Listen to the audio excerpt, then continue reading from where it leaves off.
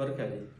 Ta sanar muka fara gudanar da bikin baje kolin littattafai da fasahohin Hausawa wato HIBAF a shekara ta 2021 mun samu abokan haɗin gwiwa da suka taimaka wajen gudanar da bikin. Ɗaya daga cikinsu shine Goti Institute wato sashen kula da al'adu da fasahohi ta ƙasar Jamus da ke Najeriya. Sun ba mu haɗin gwiwa a shekara ta 2021 da kuma shekara ta 2024. Wannan karan sai suka gayyace mu zuwa Ikko.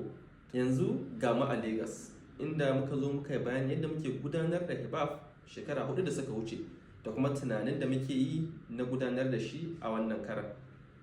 A tsarin HIBAF na wannan shekara muna tunanin buɗe rumbunan ilimi domin mu san inda Hausa take a ƙasashen duniya da kuma yadda take a arewacin Najeriya da kuma Afirka maso yamma. A cikin shekara 4 da suka wuce HIBAF ta matsa daga Kaduna zuwa Kano har Abuja. Bakinmu kuma sun gangaro tun daga Nijar, Togo, wasu tun daga China, Masar, Jamus, kai har ma da Ingila da Amurka.